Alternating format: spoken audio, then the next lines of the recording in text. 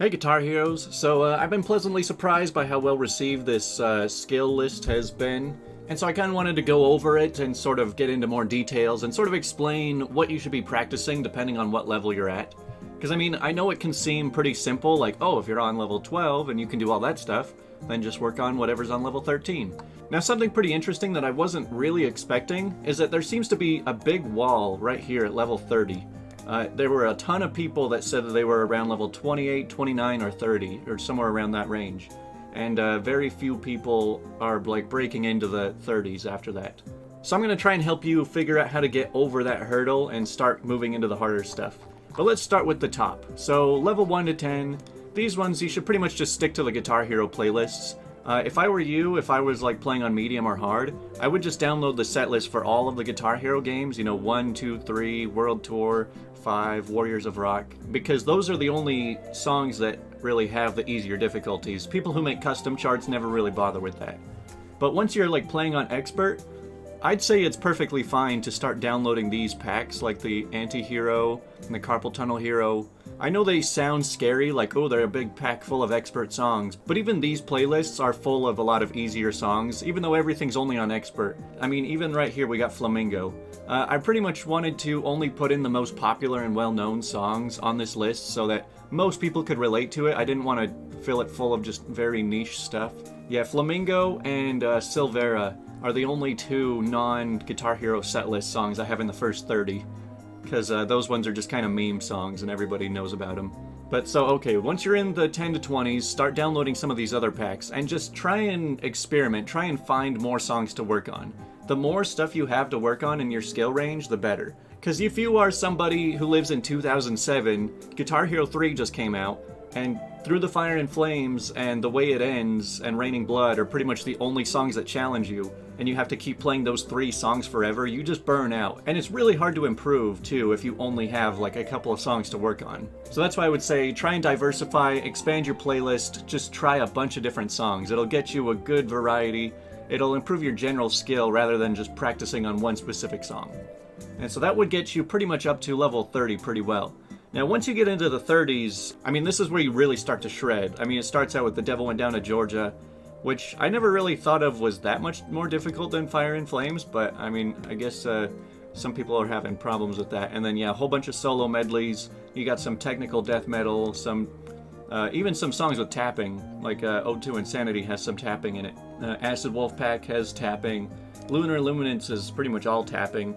I mean, I think Victory Solo X is a really awesome benchmark song, kind of like Through the Fire and Flames. It's just all around challenging with strumming and tapping and one-handing. So let's say that you are right here. Let's say you are doing pretty well at Through the Fire and Flames and Eruption and Satch Boogie. You're right around here. You can handle these ones pretty well, but these songs all seem pretty difficult and you're having a hard time getting into the solo medleys. Well, if you are a fan of Through the Fire and Flames, or just Dragon Force in general, I would recommend downloading the Dragon Force pack. But the reason I love the Dragon Force discography so much, some songs are harder than Through the Fire and Flames, some are easier. So if you can do Through the Fire and Flames, it's worth giving it a shot to just try out a bunch of the other ones. But Dragon Force songs are full of complex strumming and one-handing, and a few of them actually can get you into tapping. So yeah, Dragon Force is great for your strumming and your one-handing mostly. All these solo medleys are really great for your one-handing. Then some of these tap songs are really good for tapping. I mean, those are the 3 main skills you need to work on to really improve. Now, when it comes to the solo medleys, not all of them are equally difficult. Some of them are not so bad, like the 2000 solo medleys. If you really want a lot of solo medleys, I would say the best packs to get is Anti-Hero Beach Episode and Carpal Tunnel Hero 2.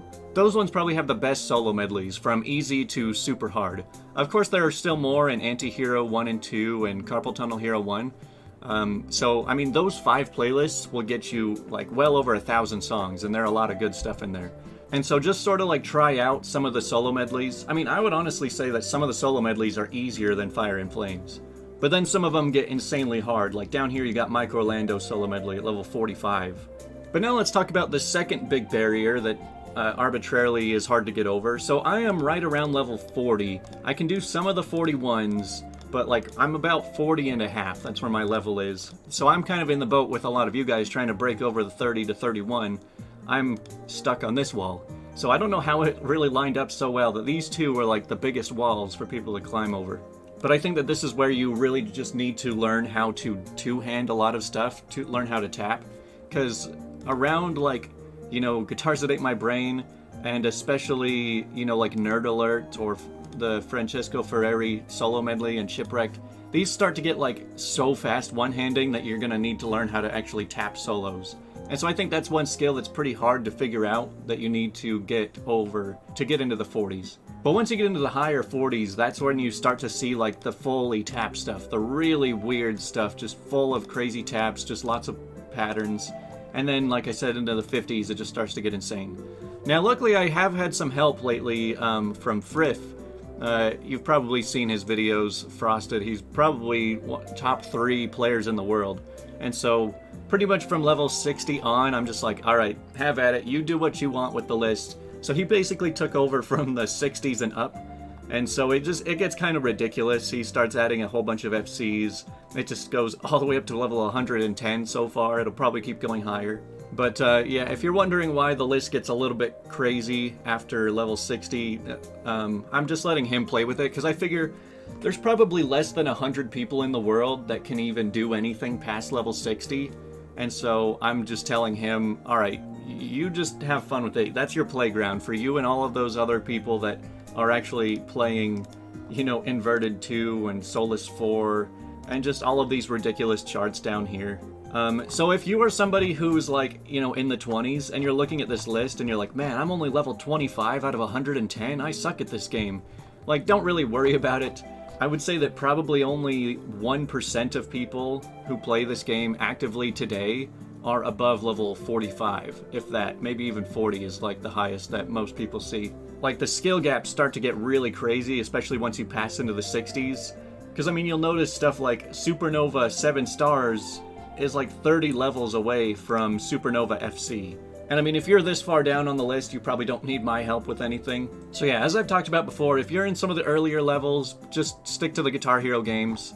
Once you get onto Expert, download all of these extra packs.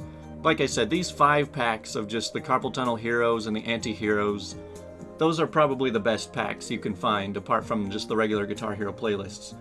Once you get into the 30s, or you want to try to break into the 30s, it's a good idea to get the Dragon Force discography. And then once you really want to push through like the later 30s and get into the 40s, then you should probably get the Tap Note set list. This pack is full of stuff that'll practice your tapping stuff, as well as Schmutz and Exile Lord. They're a little bit harder usually. I mean, Exile Lord is where you have like the Soulless songs, so they're pretty high up there. But then pretty much most stuff up in the super high tiers, that's mostly just customs that you'll have to search. You'll notice that over here in this column, I tried to list like what pack that each of the songs are in. So like Anti-Hero, Guitar Hero 3, Guitar Hero 3 for these 3 songs. That's just to try and help you out if you're looking for that song and you want to try and play it. I do expect that the list will continue to keep changing over time.